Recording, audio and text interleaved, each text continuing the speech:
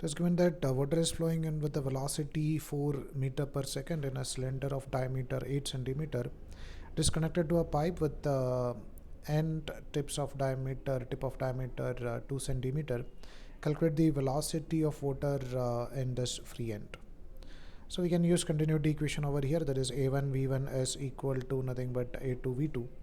So we can write the value of v2 will be equal to nothing but a1 divided by a2 into v1. So we can write this is equal to nothing but a1 can be written as nothing but pi r1 square. Over here the radius is not given, diameter is given. So we can write this is d square divided by d1 square divided by 4 and pi d2 square divided by 4 into the value of velocity v1. So we can write the value of v2 is going to be nothing but d1 square divided by d2 square into v1. The value of d1 is nothing but 8 centimeter.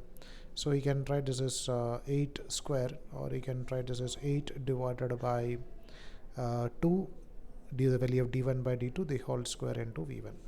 So 8 by 2 we can take it as 4 square into velocity v1, which is given as nothing but 4 meter per second.